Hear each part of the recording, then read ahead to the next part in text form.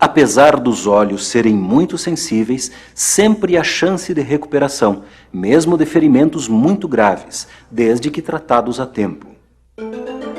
Portanto, a vítima com um ferimento no olho deverá ser encaminhada para um especialista imediatamente. Quando houver cacos ou objetos cravados no olho, somente deverão ser retirados por um especialista. Não permita que a pessoa esfregue os olhos. Para isso, faça uma proteção circular, que evite o contato da bandagem com o ferimento. Ao cobrir também o outro olho, estaremos diminuindo os movimentos naturais dos olhos. Nos casos de contato dos olhos com produtos químicos, lave com água abundante e encaminhe para um especialista. Queimaduras são ferimentos produzidos principalmente na pele e que podem ser causados por fogo, radiação, vapores, líquidos e sólidos quentes, ácidos, soda e, em alguns casos, até pelo frio.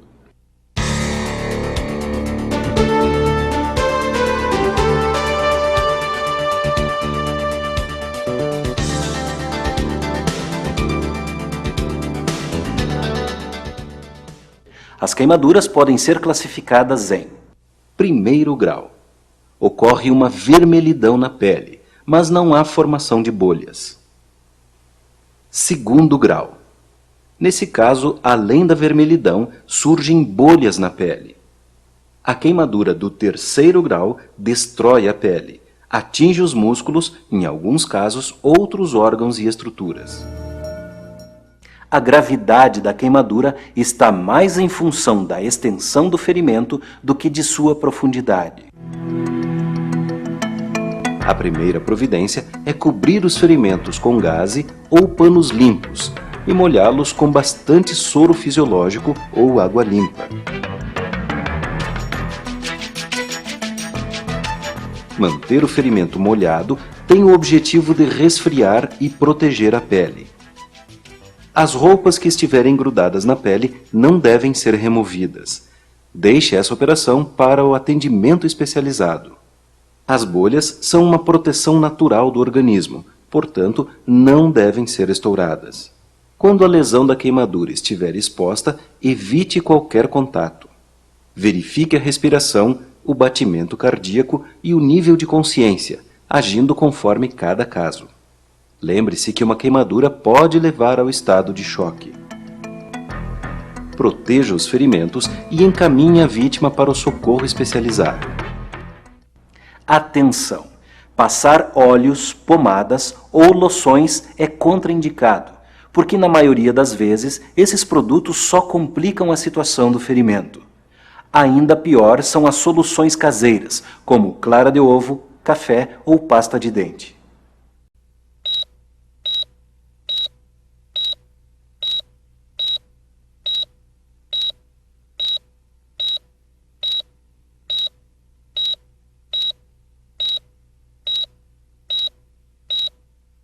Em qualquer tipo de envenenamento, os primeiros socorros têm como função evitar que o veneno seja absorvido pelo organismo.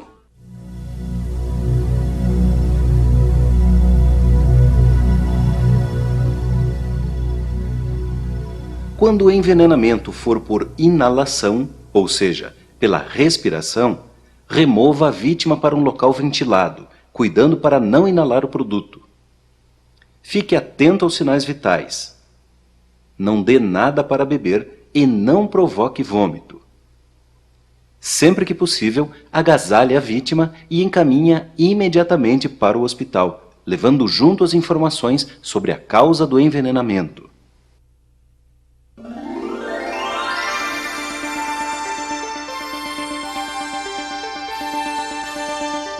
O envenenamento por ingestão, ou seja, quando o veneno tiver sido tomado ou comido, é um tipo de acidente doméstico comum, que ocorre, por exemplo, quando uma criança come ou toma acidentalmente medicamentos ou produtos de limpeza. Nesses casos, a primeira atitude a tomar é identificar o veneno, pois os procedimentos variam de acordo com o produto que causou o envenenamento. Por isso, verifique o rótulo ou a bula do produto e siga as orientações do fabricante. Se a vítima estiver consciente e alerta, dê 2 ou 3 copos de água para diluir o veneno.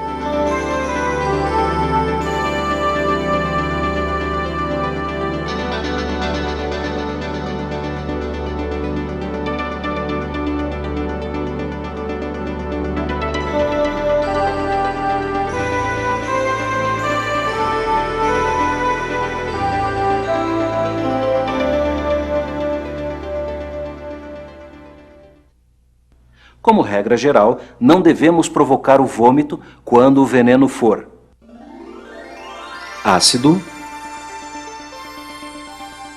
soda ou derivados de petróleo, por exemplo, gasolina, querosene, esmalte, solvente e diesel. Em todos os outros casos, devemos provocar vômito. Para isso, dê bastante água morna, de preferência salgada. Repita a operação para limpar o estômago. E depois, dê um pouco de leite ou clara de ovo.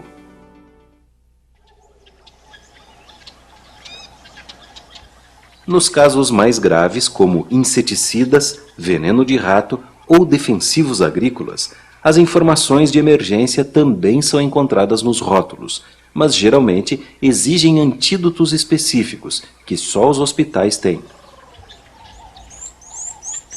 Procure manter fixada em local visível uma relação dos procedimentos de emergência para envenenamentos. Algumas cidades têm um serviço de informações toxicológicas que atende ininterruptamente.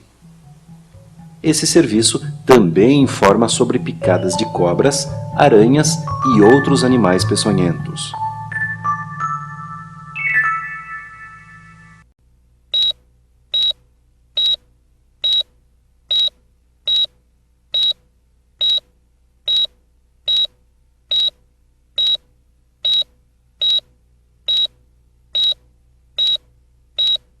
Algumas vezes, a vítima de algum acidente poderá ter um membro ou parte dele arrancado do seu corpo.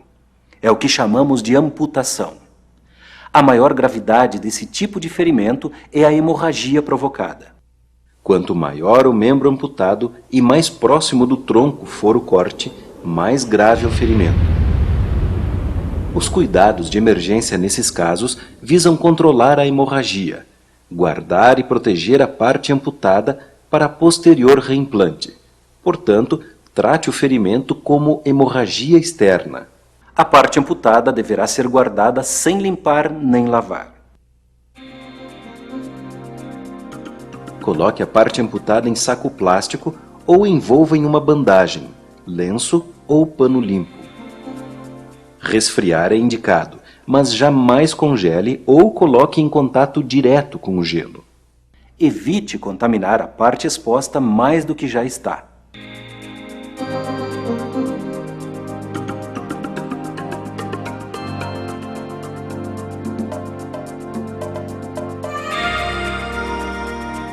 Leve a parte amputada junto com a vítima para o hospital o quanto antes.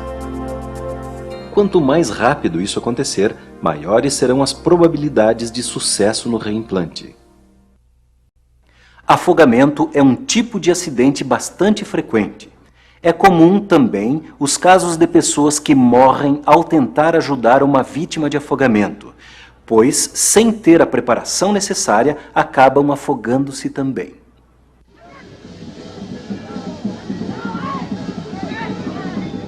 Para retirar da água rapidamente uma pessoa que está se afogando, devemos jogar algum objeto que flutue, no qual ela possa se agarrar para depois poder puxá-la.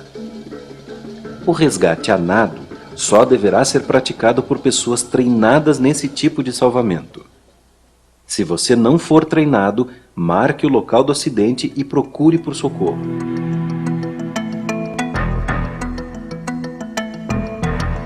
Os procedimentos para atender um afogado têm por finalidade recuperar imediatamente a sua respiração. Quanto mais tempo essa operação levar, maiores serão os danos causados pela falta de oxigenação no cérebro. Quando houver uma parada cardiorrespiratória, inicie imediatamente os procedimentos de reanimação cardiopulmonar, sem perder tempo tentando retirar a água dos pulmões. A própria vítima conseguirá eliminar depois de reanimada. Em seguida, coloque a vítima na posição lateral de segurança.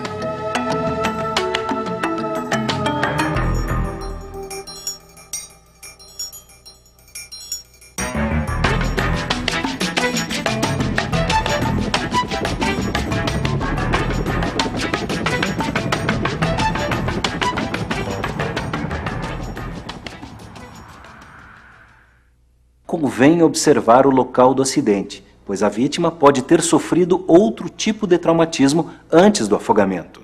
Se ela estiver inconsciente, suspeite de fratura da coluna.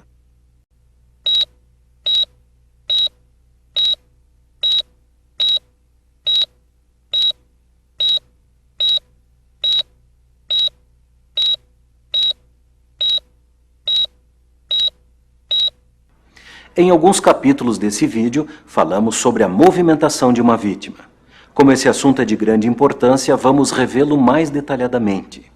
Como regra geral, não devemos movimentar ou mexer uma vítima de acidente e nem permitir que ela se movimente, até que chegue o socorro especializado. Porém, em alguns casos, é preciso agir antes da chegada do socorro, quando a situação estiver se agravando muito rapidamente, ou quando houver a certeza que o socorro especializado não virá a tempo. Nesses casos, é preciso obedecer às técnicas que veremos a seguir para não piorar a situação.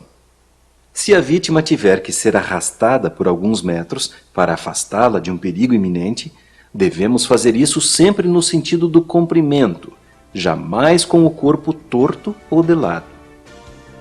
Puxe a vítima pelas pernas, sem levantá-las muito, ou pelos braços, sempre deixando a cabeça firme.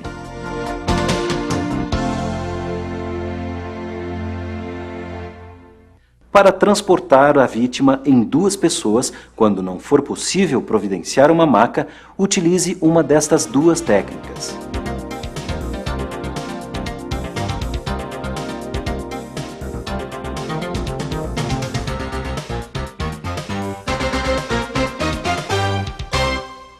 As movimentações em distâncias maiores requerem uma maca ou padiola.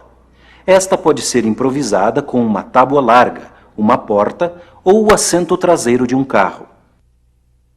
Para colocar e retirar da maca de maneira segura, o ideal é que esta operação seja realizada por 3 pessoas, sempre cuidando de uma possível lesão de coluna. Os movimentos deverão ser controlados e simultâneos, de forma que todas as partes do corpo da vítima fiquem sustentadas.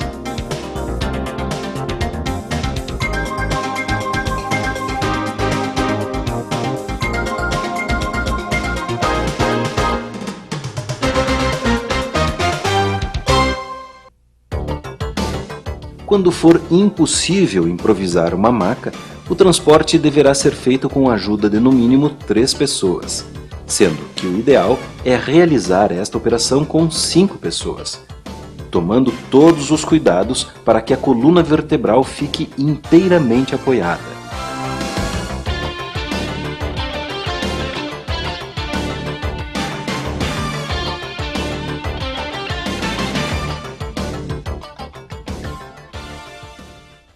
Para retirar uma vítima de dentro do veículo, é preciso muito cuidado com a coluna vertebral.